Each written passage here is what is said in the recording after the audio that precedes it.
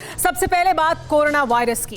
Corona virus महामारी ने 2020 को सदी का सबसे बुरा साल बनाया। 2021 उम्मीदें लेकर आया। वैक्सीनेशन से राहत की किरण दिखी, लेकिन लापरवाही फिर भारी पड़ी और जानलेवा विषाणु दूसरी लहर के साथ हाहाकार मचाने आ गया।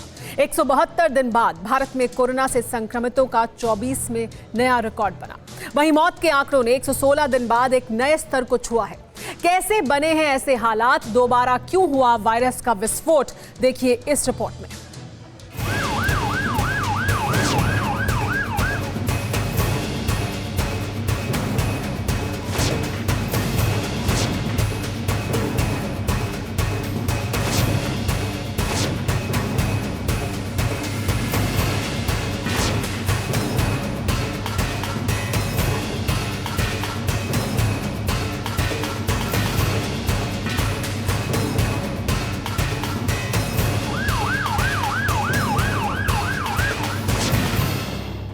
वायरस के संक्रमण काल में जिन हालातों से आबादी गुजरी है, वक्त की सुई फिर उसी दिशा की तरफ घूम रही है।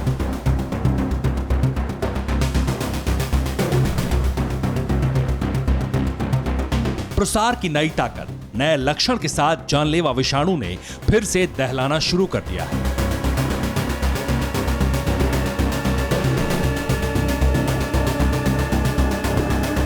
वैक्सीनेशन के दौर में राहत की उम्मीद से ज्यादा कोरोना वायरस ने आफत बढ़ा दी है।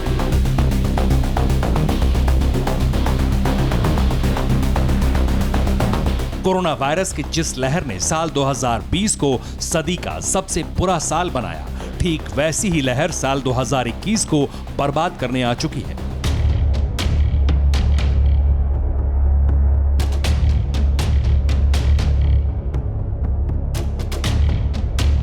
वैक्सीन के साथ कोरोना वायरस से राहत की उम्मीद लगाए बैठी आबादी के लिए सबसे बुरी खबर यही है कि अब फिर कोरोना वायरस महामारी से डरना होगा, क्योंकि इस वायरस ने भारत समेत दुनिया के ज्यादातर देशों में पैर पसारने शुरू कर दिए हैं।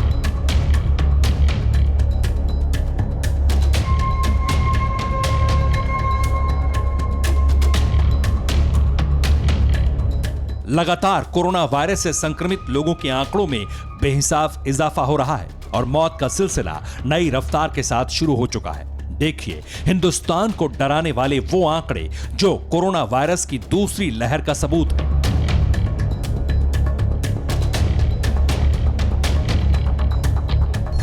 रिपोर्ट के मुताबिक बुधवार को 24 घंटे में 72,330 नए केस दर्ज हुए। इसी दिन रिकवरी का आंकड़ा 40,382 का रहा। लेकिन सबसे हैरान करने वाला मौत का रिकॉर्ड है, जिसमें 24 घंटे के अंदर कोरोना से 459 लोगों की जान गई।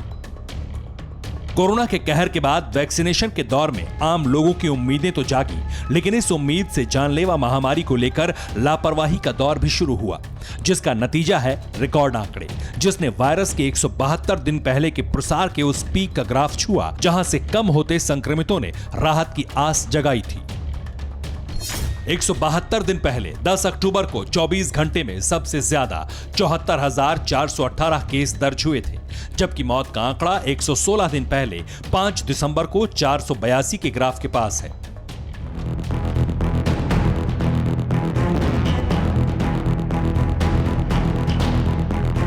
इस वक्त के हालात क्या हैं? वैक्सीनेशन के दौर में कैसे कोरोना वायरस फिर से फैलने लगा, ये भी हम आपको बताएंगे। लेकिन इसके पहले इतना जरूर समझ लीजिए कि पूरे भारत में संक्रमण फिर से फैलने लगा है और इसमें सबसे ज्यादा खतरा महाराष्ट्र में महसूस किया जा रहा है। देखिए पिछले 6 दिनों के आंकड़ों का समीकरण, जो भयावह स्थिति की पुष्टि कर रहा है।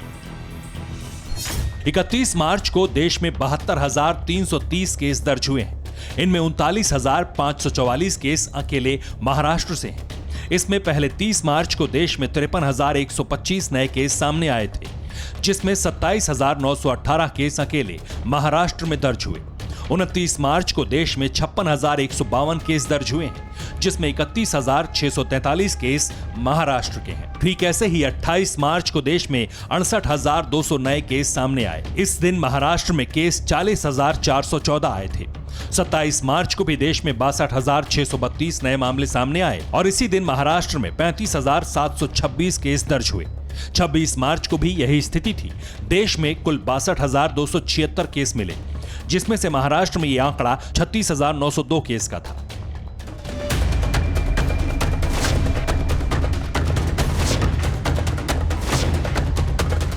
यानी इस वक्त देश की जो स्थिति है, जितने कोरोना के नए मरीज हैं उनमें 57% मरीज अकेले महाराष्ट्र में हैं और बाकी 43% मरीज पूरे देश में। लेकिन हालात ऐसे ही बने रहे तो मुमकिन है कि देश के हर राज्य की स्थिति महाराष्ट्र की तरह हो जाए और देश में फिर से लॉकडाउन जैसे हालात बन सकते हैं, जिसका ट्रेलर महाराष्ट्र में दिख रहा है।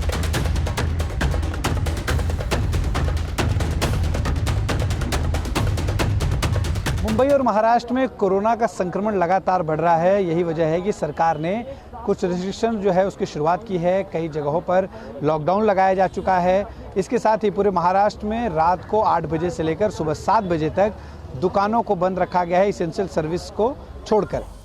स्थिति खराब हो रही है। नए संक्रमित मरीजों के आंकड़े पुराने रिकॉर्ड जल्द ही ध्वस्त होने के संकेत दे रहे हैं। या ये कहा जाए कि हालात कभी बदले ही नहीं, सिर्फ वैक्सीनेशन से राहत मिली, उस पर भी लापरवाही भारी पड़ी। इसलिए कोरोना के खिलाफ जंग में वैक्सीनेशन की गति बढ़ी है। 45 साल से ऊपर के लोगों को वैक्सीन लगनी शुरू हुई है। इस वक्त हमारी मौजूदगी मुंबई के बीकेसी जंबो कोविड सेंटर में है और तस्वीरें आपको दिखाने की कोशिश करेंगे कि कैसे यहाँ पर तैयारियां दुरुस्त है। लोग सुबह से ही यहाँ पर आ रहे हैं कोरोना की वैक्सीन लेने के लिए और तमाम रजिस्ट्रेशन काउंटर्स जो हैं उसकी संख्या दुगनी कर दी गई है। अगर हम बीकेसी जंबो कोविड सेंटर में रजिस्ट्रेशन काउंटर की बात करें तो पहले यहाँ पर 30 रजिस्ट्रेशन सेंटर्स थे, लेकिन अब इनकी संख्या को बढ़ाया गया है। मैम, सब कुछ यहाँ स्मूथ चल रहा है? या कितने समय में अंदर पहुँच गए आप? 10-15 मिनट्स। 10 मिनट में आप पहुँच गए। सर, आपने सोचा था कि इतनी आसानी से ये प्रक्रिया हो जाएगी? हाँ, ठीक ठाक चल रहा है यहाँ सब? एकदम बस बेस्ट है।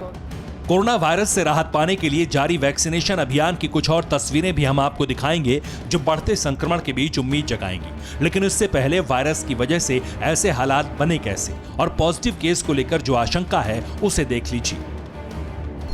कोरोना मरीजों में संक्रमण के पुराने लक्षण नहीं दिख रहे।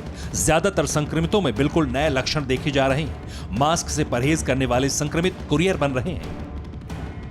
हैरान करने वाली बात यह है कि जो संक्रमित हो रहे हैं वो नए लक्षण देख तो रहे हैं, लेकिन उन्हें उसका अंदाजा भी नहीं है कि वो संक्रमित हो चुके हैं। अब जो नए लक्षण आ रहे हैं उनमें देखा जा रहा है कि मरीजों को दस्त लग जाते हैं, पेट में दर्द होता है और कहीं ना कहीं उनको उल्टी भी आती है। ये इम्यून सिस्टम को बाईपास करने के बाद ये वायरस अपनी बॉडी में अटैक करता है। इम्यून सिस्टम ही अगर बाईपास कर देगा वायरस तो हमारे शरीर के अंदर ऑर्गन का काम करना बंद हो जाता है और डेथ रेट बढ़ जाता है। ज्यादातर संक्रमित इस वक्त लक्षण को लेकर अनजान हैं, इसलिए लापरवाही बरत रहे हैं और यही लापरवाही हालात बिगड़ने का सबसे बड़ा कारण बनी है।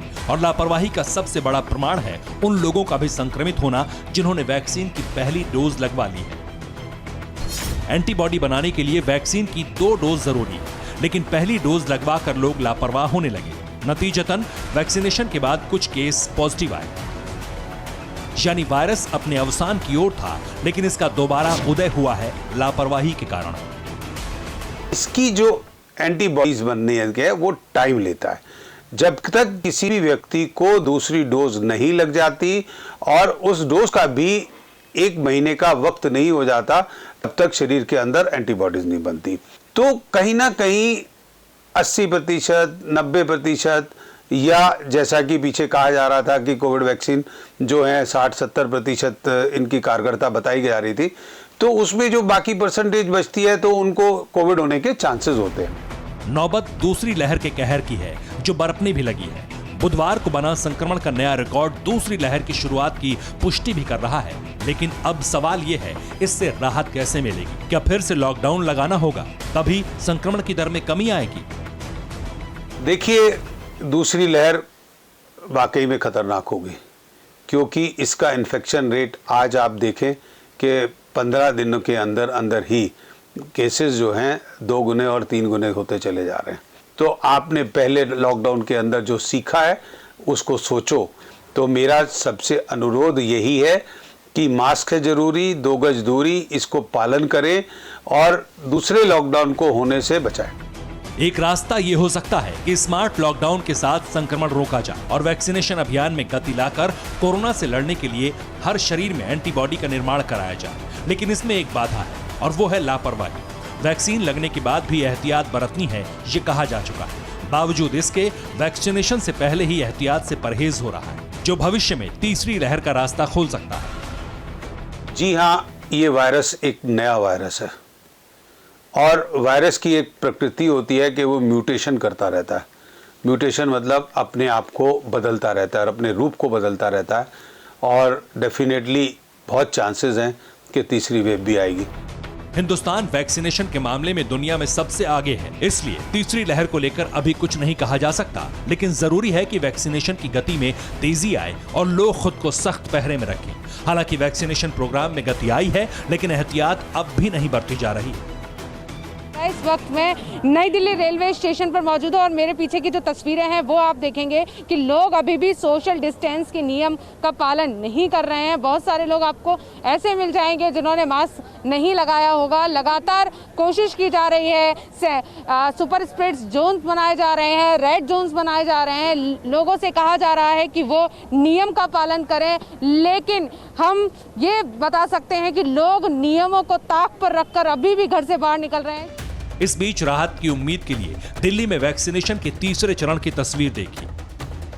ये साकेत के मैक्स अस्पताल के भीतर पहुंचे हैं और यहाँ पर जो वैक्सीनेशन की प्रक्रिया है वो यहाँ पर शुरू हो रही है, क्योंकि दिल्ली में सुबह 9 से रात के 9 बजे तक वैक्सीनेशन चल रहा है और जो लोग ऑनलाइन रजिस्ट्रेशन नहीं करा रहे वे शाम को 3 से रात को 9 के बीच आकर अपनी जो वैक्सीन की डोज है वो ले सकते हैं। आपने वैक्सीन अभी लगवाई, कैसा अनुभव रहा? और क्योंकि आपकी उम्र 46 साल है, तो कैसे देखते हैं इस पूरे कदम को? बहुत अच्छा लगा मेरे को, मतलब देखे तो बहुत अच्छा डिसीजन लिया गवर्नमेंट ने, जिसका जल्दी जल्दी मिलेगा हम लोगों को। वैक्सीन तो लगाना ही था, लास्ट ईयर से we been waiting for this to be on safer side. बाकी तो प्रिकॉशंस हम ले ही रहे थे।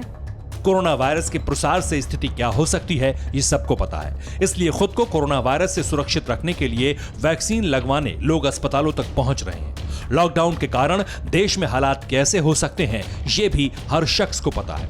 बावजूद इसके लोग लापरवाही से बाज नहीं आ रहे। इसी लापरवाही से दूसरी लहर आई है, इसलिए डरना जरूरी है।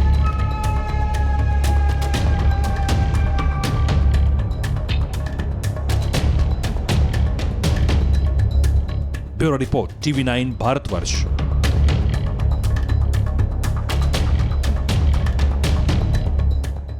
फिक्र आपकी, सोमवार से शुक्रवार रात 9 बजे सिर्फ TV9 भारतवर्ष पर।